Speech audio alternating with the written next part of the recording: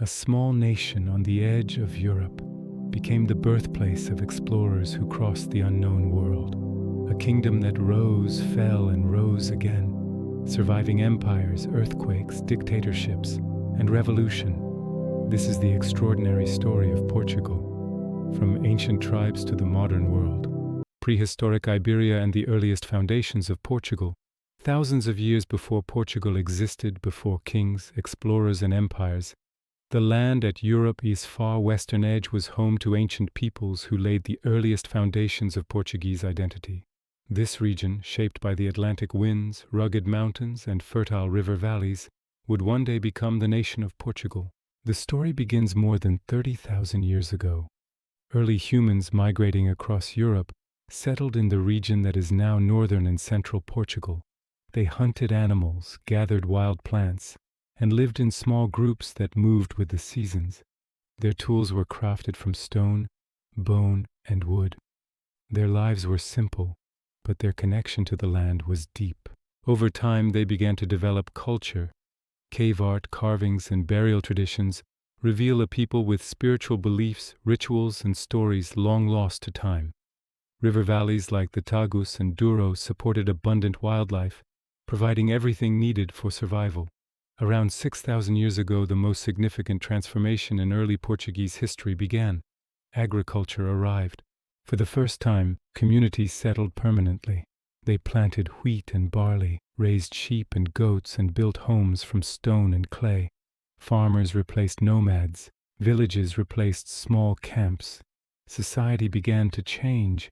These early agricultural communities built some of the oldest megalithic monuments in all of Europe. Stone circles, standing stones, and dolmens still rise across the Portuguese landscape today. Some are older than the Egyptian pyramids.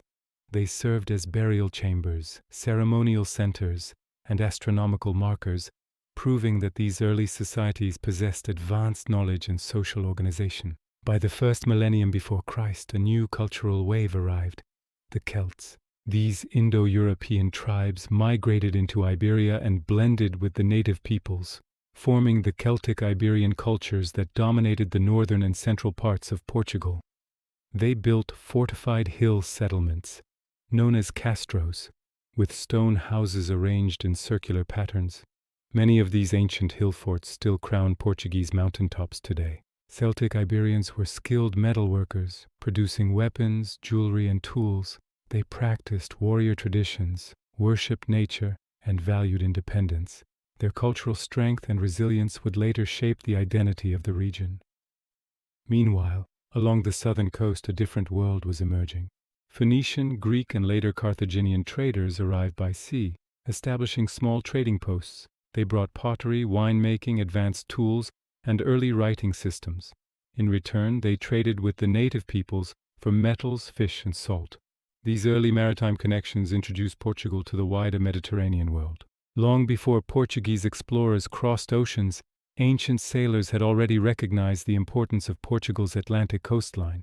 By the time Rome looked toward Iberia, the land that would become Portugal had already developed a unique cultural blend. Indigenous Iberians, Celtic tribes, Atlantic influences, and Mediterranean traders created a region unlike any other on the peninsula. Strong independent communities lived on rugged landscapes, defended their hill forts, and thrived through agriculture, trade, and craftsmanship. This mixture of cultures formed the earliest roots of Portuguese identity.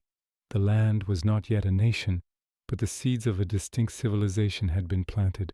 Soon everything would change. A new power, the greatest empire the ancient world had ever known, was marching toward Iberia.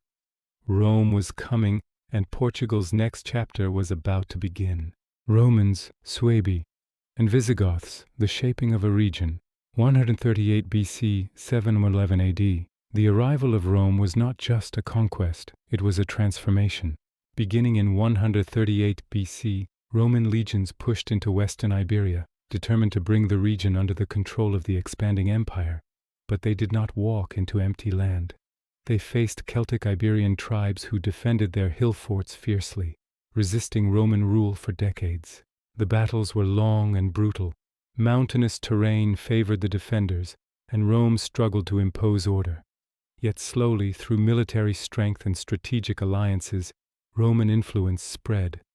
The region the Romans called Lusitania began to take shape. Once resistance faded, Rome began building a new world.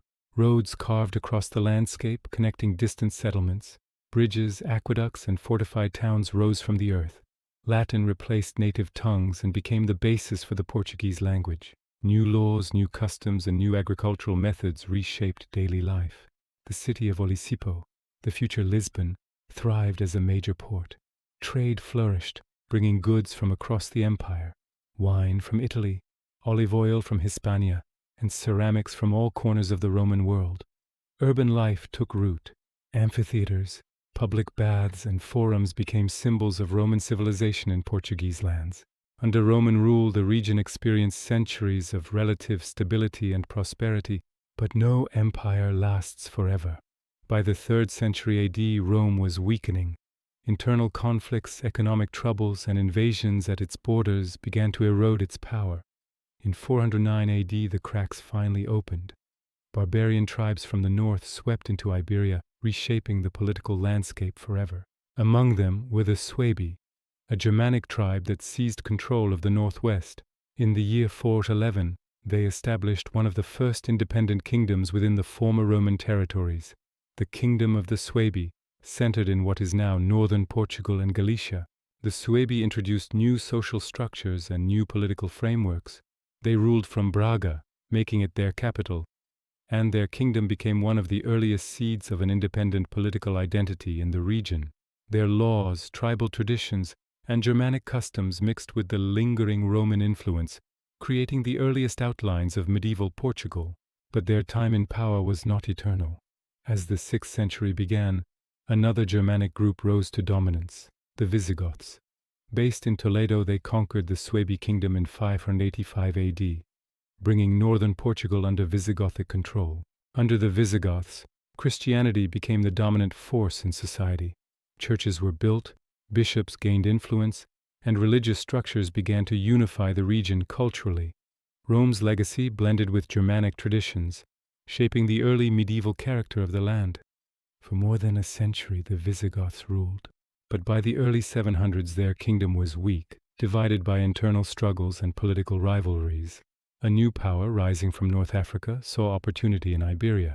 In 711 AD, forces from the Islamic world crossed the Strait of Gibraltar. Their arrival ended Visigothic control and launched a new era that would redraw the map of Iberia. Portugal's land, once Roman and later ruled by Germanic kingdoms, now stood on the brink of one of the most influential transformations in its history. A new civilization was coming, one that would change religion, culture, architecture, and politics. The Moorish era was about to begin. The Moorish period and the birth of a nation, 711–1139. In the year 711, a new force swept across Iberia. Warriors from North Africa, known as the Moors, crossed the Strait of Gibraltar and defeated the fractured Visigothic kingdom. Their armies moved swiftly, and within just a few years, most of the peninsula, including the land that would become Portugal, came under Islamic rule. This was not simply a military takeover. It was the arrival of a new civilization. Under Moorish influence, cities began to transform. New architectural styles appeared: graceful arches, whitewashed houses, narrow streets, and intricate mosaics. Advanced irrigation systems revolutionized agriculture. Crops like citrus, rice, and almonds flourished. Knowledge from the Islamic world filled libraries and schools: mathematics, astronomy, medicine, and philosophy. Moorish rule brought cultural diversity never seen before in Iberia. Christians, Jews, and Muslims often lived side by side. Towns like Silves, Faro, and Coimbra became centers of learning, trade, and art. The south, known as Algarve, the origin of the name Algarve, became an important region of the Islamic world. Yet in the far north, a different story was taking shape. A small Christian territory protected by mountains and united by faith began resisting Moorish rule. This northern refuge evolved into the Kingdom of Asturias. Over generations, it expanded west and south, eventually forming the Kingdom of Leon. As Leon pushed southward, it established a new frontier province, the County of Portugal. During the 11th century, the county shifted hands between counts and kings. But it was under Count Henry of Burgundy, a noble from France, that the region began moving toward autonomy. Henry married Teresa of Leon, daughter of the King of Leon, and together they ruled the county with growing independence. Their son, Afonso Henriques, would change everything. Teresa's rule after Henry's death was complicated. She formed alliances with powerful Galician nobles, raising doubts among Portuguese leaders who feared Galicia might absorb the county. Afonso, still young but ambitious, opposed his mother's political direction. In 1128, at the Battle of Salmamede, he defeated Teresa's forces and took control of the county. This victory marked the true beginning of Portuguese independence. Afonso Henriques declared himself leader of the Portuguese people. He organized armies, fortified borders, and launched campaigns against both neighboring Christian rivals and Moorish forces to the south. The county transformed into an emerging kingdom, driven by determination and a growing national identity. His efforts culminated in 1139 at the Battle of Urique. Legend says Afonso faced overwhelming odds and emerged victorious, inspiring his troops and earning the loyalty of the region's nobles. After the battle, they proclaimed him Afonso Thememas, the first king of Portugal. A new nation had been born. Out of ancient tribes, Roman roads, Germanic kingdoms, and Moorish cities, the Portuguese kingdom emerged as a distinct and independent realm. Its identity was forged through conflict, diplomacy, and cultural blending. Its people were shaped by both the Christian north and the Islamic south, and under its first king, Portugal stood ready to expand, unify, and define its future. The next chapters would lead to castles, crusaders, and the creation of the modern borders. Portugal's journey as a sovereign kingdom had only just begun.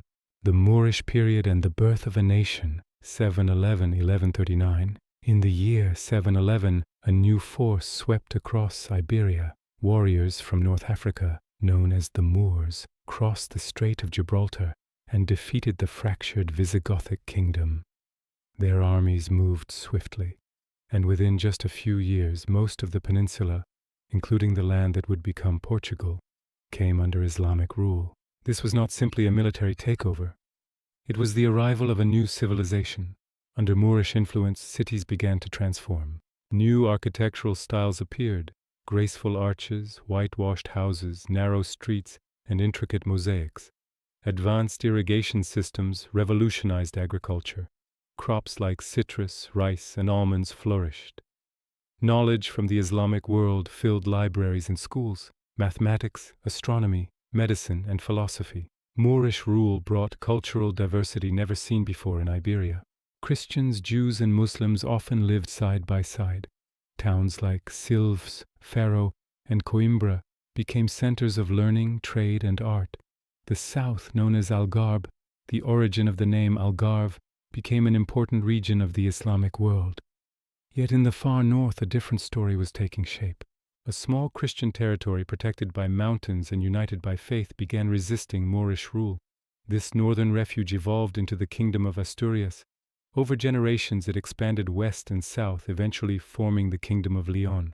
As Leon pushed southward, it established a new frontier province, the County of Portugal. During the 11th century, the county shifted hands between counts and kings. But it was under Count Henry of Burgundy, a noble from France, that the region began moving toward autonomy. Henry married Teresa of Leon, daughter of the King of Leon, and together they ruled the county with growing independence. Their son, Afonso Henriques, would change everything. Teresa's rule after Henry's death was complicated. She formed alliances with powerful Galician nobles, raising doubts among Portuguese leaders who feared Galicia might absorb the county. Afonso, still young but ambitious, opposed his mother's political direction. In 1128, at the Battle of Salmamede, he defeated Teresa's forces and took control of the county. This victory marked the true beginning of Portuguese independence. Afonso Henriques declared himself leader of the Portuguese people. He organized armies, fortified borders, and launched campaigns against both neighboring Christian rivals and Moorish forces to the south. The county transformed into an emerging kingdom, driven by determination and a growing national identity. His efforts culminated in 1139 at the Battle of Urique. Legend says Afonso faced overwhelming odds and emerged victorious, inspiring his troops and earning the loyalty of the region's nobles. After the battle, they proclaimed him Afonso Themimus, the first king of Portugal. A new nation had been born. Out of ancient tribes, Roman roads, Germanic kingdoms, and Moorish cities, the Portuguese kingdom emerged as a distinct and independent realm. Its identity was forged through conflict, diplomacy, and cultural blending. Its people were shaped by both the Christian North and the Islamic South, and under its first king, Portugal stood ready to expand, unify, and define its future. The next chapters would lead to castles, crusaders, and the creation of the modern borders. Portugal's journey as a sovereign kingdom had only just begun. The Age of Discoveries. Portugal builds a global empire, 1385-1580, with the victory at Aljubarrota and the rise of the House of Avis. Portugal entered one of the most remarkable chapters in world history, an age that would reshape continents' open oceans and build the first truly global empire. It began with a vision. King João III and his sons understood that Portugal's future lay beyond the horizon. The kingdom was small, its resources limited, but its people were skilled sailors, shipbuilders, and navigators. The Atlantic was not a barrier, it was a pathway. Among João's sons, one figure stood at the center of this new era, Prince Henry, remembered today as Henry the Navigator. He established a center of navigation at Sagres and encouraged voyages to explore the unknown Atlantic and the African coast. He gathered mapmakers, sailors, astronomers, and shipwrights, pushing the limits of European knowledge. Under his guidance, Portuguese ships reached Madeira in 1419 and the Azores in 1427, transforming these islands into vital stepping stones for exploration. At the same time, explorers sailed along the coast of Africa, navigating waters Europeans had long feared. In 1488, Bartolomeu Dias achieved what many believed impossible. He rounded the southern tip of Africa, the Cape of Good Hope. For the first time, Europeans knew a sea route to the Indian Ocean was possible. 10 years later, in 1498, Vasco da Gama completed the journey. He reached India by sea, linking Europe to the wealth of the East without crossing hostile lands. This voyage changed history. Spices, silk, and precious goods flowed to Lisbon. Portugal became a global trading power almost overnight, and the expansions continued. In 1500, a fleet led by Pedro Álvares Cabral, heading toward India, was blown westward by Atlantic winds and sighted a vast landmass. This land would become Brazil. Portugal had discovered its largest and most valuable colony, one that would shape the nation's destiny for centuries to come. In Africa, Portuguese forts and trading posts appeared along the coasts. In Asia, they built footholds in Goa, Malacca, and Macau. In the Atlantic, they maintained the islands that ensured maritime dominance. Portugal was no longer just a kingdom. It was the first global empire in history, an empire stretching from Brazil to Japan, connecting cultures, religions, and economies in ways humanity had never seen before. Lisbon became one of the richest cities in Europe. Spices filled its markets, gold and ivory flowed from Africa, and ships returned from Brazil with sugar and exotic goods. Portuguese navigators mapped coastlines unknown to Europeans, opening the world to new trade routes and cultural exchanges. But this golden age came with a heavy cost. The expansion of sugar plantations in Brazil fueled the transatlantic slave trade.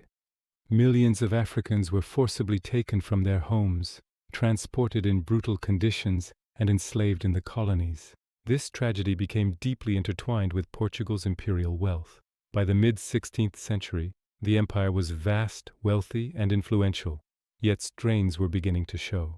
Competition with Spain, rising conflicts in Asia, and wars in North Africa weakened Portugal's resources. But the most devastating blow came in 1578. King Sebastian led a disastrous military campaign in Morocco and died without an heir. His uncle, Cardinal Henry, became king, but he was old and childless. When he died in 1580, Portugal faced a succession crisis that opened the door for Spain's King Philip II to claim the Portuguese throne.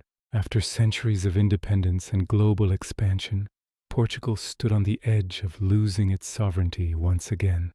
The Age of Discoveries had brought immense glory and immense vulnerability. A new chapter was about to begin. The Iberian Union, decline, and the struggle to recover independence, 1580–1640. The year 1580 marked one of the most dramatic turning points in Portuguese history. After decades of glory during the Age of Discoveries, the kingdom found itself without a king, without an heir, and without political stability. For the first time in more than 4 centuries, Portugal stood on the brink of losing its independence. With no surviving successors from the House of Aviz, the powerful Philip II of Spain claimed the Portuguese throne. Though Portugal was promised autonomy, it now became part of the Iberian Union, a personal union of crowns ruled by the Spanish monarchy. On paper, Portugal remained a separate kingdom, with its own laws, currency, and colonial administration. In reality, Spanish influence grew stronger with each passing year. Portuguese interests were overshadowed by Spain's conflicts, ambitions, and endless wars in Europe. The consequences were severe. Under the Iberian Union, Portugal was dragged into Spain's global rivalries. English, Dutch, and French forces, enemies of Spain, turned their attention to Portuguese colonies. For the first time, the empire Portugal had built across 3 oceans was under systematic attack. The Dutch seized trading posts in Africa and Asia. They captured Malacca, challenged Portuguese control in Sri Lanka, and nearly erased Portugal's presence in Indonesia. In Brazil, Dutch forces invaded the sugar-rich northeast, threatening Portugal's most valuable colony. The empire that had once stretched proudly across the globe was shrinking. The wealth of Lisbon declined, trade weakened, and Portuguese merchants suffered. Many felt that the Spanish crown was sacrificing Portugal's interests to fuel its own military ambitions. Meanwhile, resentment grew at home. Portuguese nobles, merchants, and common citizens began questioning why their nation should endure Spanish wars, Spanish taxes, and Spanish authority. Whispers of independence slowly spread. By the 1630s, discontent had become impossible to ignore.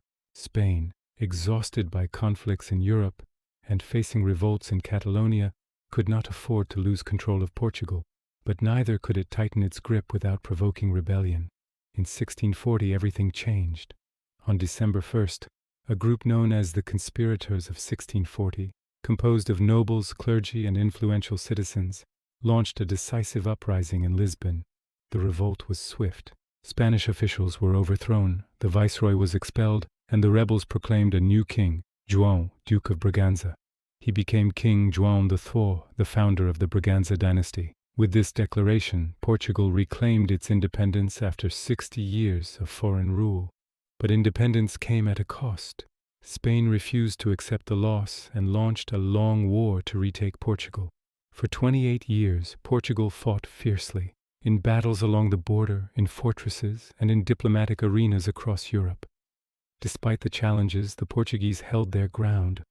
Allies such as England provided crucial support, and the renewed determination of the Portuguese people helped secure victory. In 1668, Spain finally recognized Portugal as a sovereign nation once more. Portugal was independent. The dynasty of Braganza would rule for centuries, shaping the next chapters of the nation's story. Yet the scars of the Iberian Union and the global losses would linger.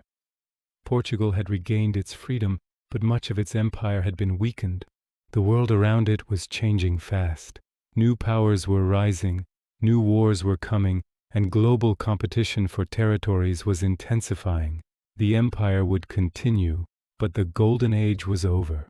Portugal now had to rebuild, adapt, and survive in a new world. Ahead lay a complex era of rebuilding, colonial struggle, enlightenment, and the slow movement toward modernity. Restoration, enlightenment, and the transformation of an empire, 1640–1807. With independence restored in 1640 and the Braganza dynasty on the throne, Portugal faced the enormous task of rebuilding a kingdom weakened by decades of foreign rule. But this era was not just about recovery. It was a time of transformation, political, economic, and cultural, that prepared Portugal to confront the challenges of a rapidly changing world. The immediate priority was survival. Spain refused to accept Portuguese independence, and a long series of border conflicts known as the Restoration War stretched into the late 17th century. Despite the pressures, Portugal held firm.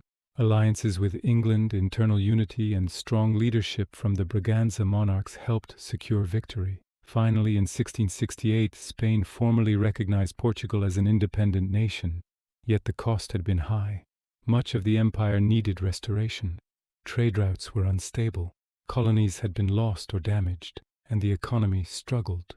Then a new source of wealth emerged, one that would reshape the kingdom's fortunes. In the early 18th century, massive gold deposits were discovered in Brazil. Soon rivers of gold, and later diamonds, flowed from the colony to Lisbon. This wealth funded grand buildings, royal palaces, and ambitious reforms. Portugal entered a golden phase known as the Cycle of Gold, with Brazil becoming the heart of the empire. But prosperity brought challenges. Dependence on Brazilian riches made Portugal increasingly vulnerable. Local industries weakened, and economic inequality grew. At the same time, new ideas from the Enlightenment began to influence Portuguese thinkers, scholars, and leaders. These ideas found a powerful champion in one of the most formidable political figures in Portuguese history, the Marquis of Pombal, Sebastião José de Carvalho y Melo. Serving as prime minister under King José I, Pombal transformed Portugal through sweeping reforms. He modernized the economy, reduced the power of the aristocracy, reorganized colonial administration, introduced new educational systems, and strengthened royal authority. He aimed to create a modern, centralized state capable of competing with the great powers of Europe. But Pombal's greatest test came from disaster. On November 1st, 1755, Lisbon was struck by one of the deadliest earthquakes in European history. A powerful quake, followed by a massive tsunami and raging fires, destroyed most of the city. Tens of thousands of lives were lost. The tragedy shocked Europe. Voltaire, Rousseau, and philosophers across the continent debated its meaning, but while others questioned the world, Pombal took action. His response became legendary: bury the dead and feed the living. Under his direction, Lisbon was rebuilt with modern urban planning. Wide streets, seismic-resistant structures, and organized districts. The Pombaline architecture still standing in Lisbon today is a testament to this era of reconstruction. Yet even as Portugal rebuilt at home, tensions grew abroad. The struggle between colonial powers intensified, and Portugal's reliance on Britain for protection became increasingly clear. In Brazil, social changes, migration, and wealth distribution created new dynamics that foreshadowed future separation. As the 18th century closed, a new storm was forming in Europe, the rise of Napoleon Bonaparte. His ambitions would sweep across the continent, toppling kings and redrawing borders. Portugal, tied to Britain and holding strategic Atlantic ports, stood directly in the path of Napoleon's expansion. By 1807, the French emperor made his move. The threats grew, the armies marched, and Portugal faced an invasion that would disrupt the nation in ways not seen since the Iberian Union. The age of restoration and enlightenment was ending. A new era filled with war, exile, and the beginning of Portugal's modern transformation was about to begin. Napoleonic invasions, the royal court in Brazil, and the rise of liberalism, 1807 and 1910. By the dawn of the 19th century, Portugal stood at a crossroads. The world was shifting rapidly. Revolutionary ideas were spreading across Europe, global powers were battling for dominance, and Napoleon Bonaparte was reshaping the political map with relentless ambition. Portugal's long-standing alliance with Britain made it a direct target. Napoleon demanded that Portugal break ties with the British and join his continental system. Portugal refused. The consequences arrived swiftly. In 1807, French troops invaded Portugal.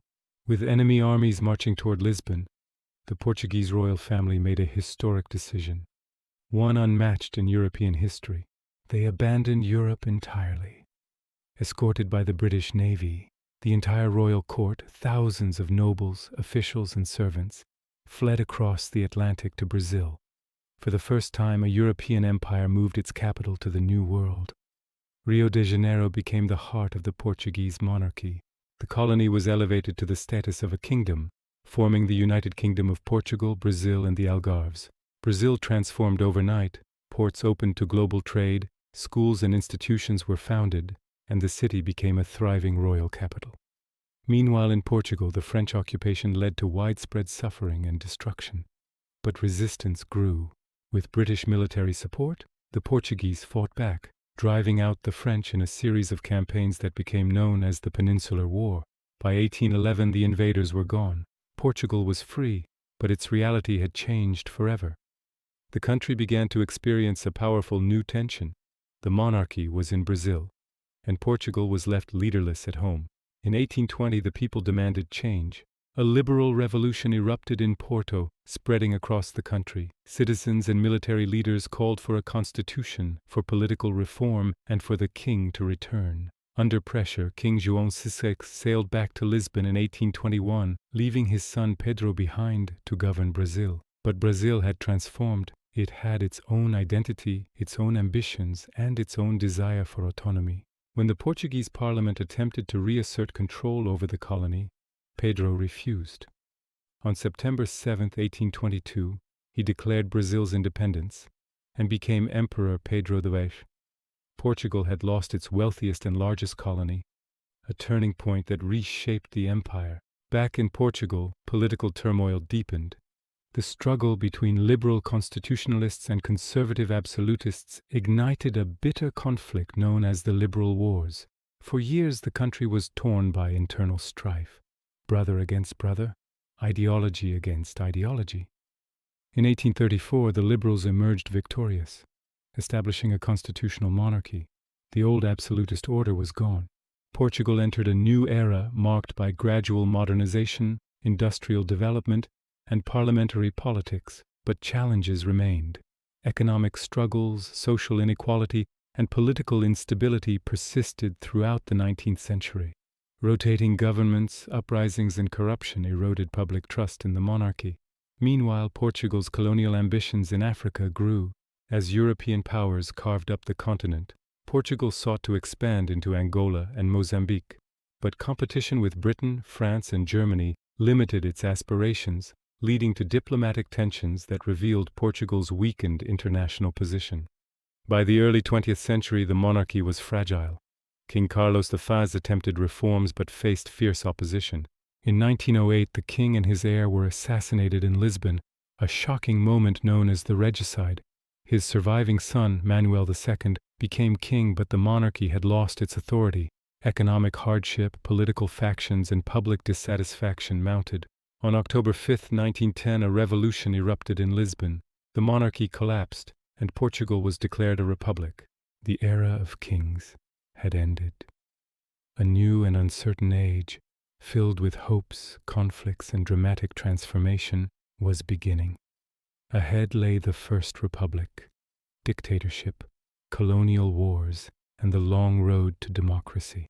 The First Republic, Salazar's dictatorship, and the colonial wars, 1910–1974.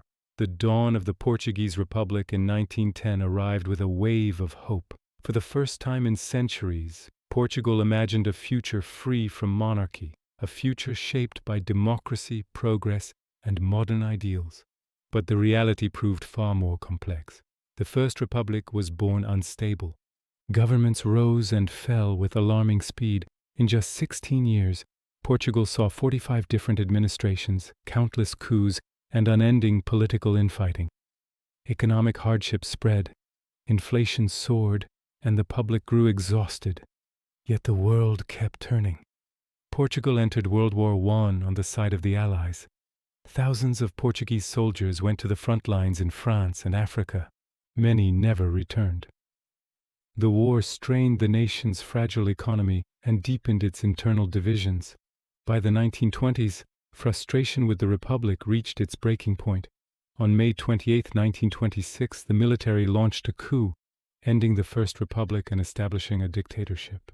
This would mark the beginning of one of the longest authoritarian regimes in European history. At the center of this new era stood a professor of economics, Antonio de Oliveira Salazar. At first quiet and unassuming, Salazar quickly took control.